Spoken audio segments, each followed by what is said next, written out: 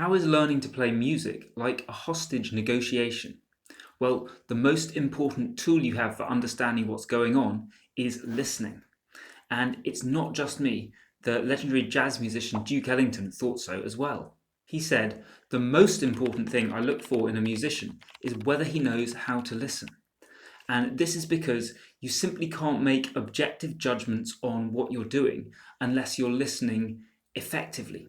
So, how can you choose the right practice topics? How can you know whether you're making progress? All those sorts of things unless you're listening well. So, this is where we want to take some tips from the people for whom listening is not just important and helpful, but where it is literally a life and death situation. So, these hostage negotiations, this is a case where they really understand what it means to listen, what it means to listen well, and not to cut any corners. So we can get some great tips and insights as musicians by seeing what they do and seeing, well, can we use some of that ourselves? Now, take the FBI, for example.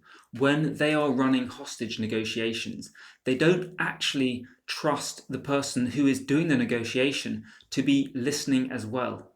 The listening is such an important job that there simply isn't the potential for someone to be talking, thinking about what message and what demands they're getting across, and doing a good enough job of listening. So what they do is they have other people there in the room whose only job is to listen, not to say anything. And it's not just one person either. It might be as many as 5 different people doing this. So what are they doing?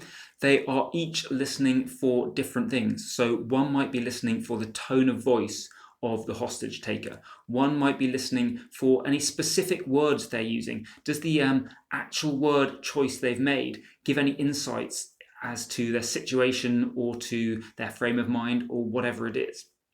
And there are others who might be listening to different aspects, because even when you've got someone whose only job is to listen, there is so much potential information coming in through that stream that you're going to get much more if you've got different people tuned into those different parts of information rather than one person trying to do everything.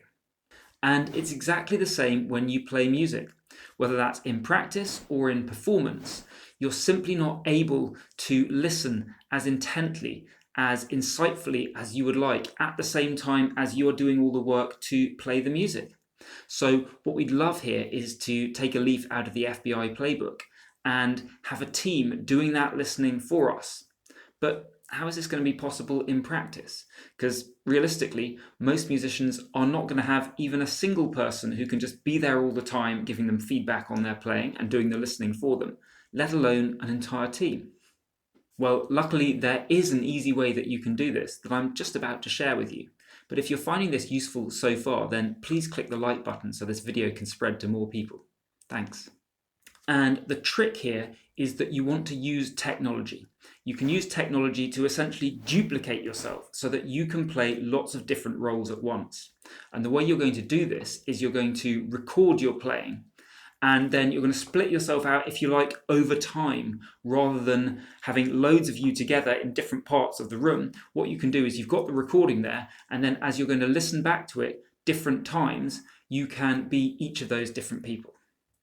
Now, recording yourself isn't the only way to get feedback. There are lots of other things you can do to get feedback that really help. And if you're interested in going deep into that, then check out my Practice Multiplier course. I'll put a link in the description below.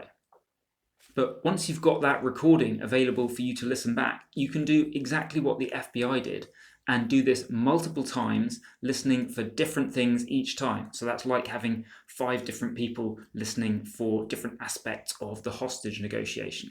So what do you want to do for these in music? Well, there's a whole load you can choose from. Choose the things that make most sense to you, but you can be looking for things such as rhythm. So what are the rhythms that I'm playing? Are the notes in exactly the right place, bang on the beat, or are they a little bit late or a little bit early? You might be looking at that. How good is your rhythm in what you're playing? What about the tone? How is the tone that you're getting out of the instrument as you do this? What about the technical accuracy? Are you playing all the notes correctly? Is everything clear? Is it muffled or just messed up a little bit? And then you might look for things like dynamics. What are you doing with dynamics as you play? Have you got the dynamics you intend? Are they coming across fully? All those sorts of things.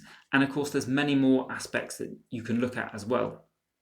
And like I've said earlier, it's easy to think that you can just listen to an entire performance and pick up everything that you need to. Entire performance, entire practice session, whatever it is.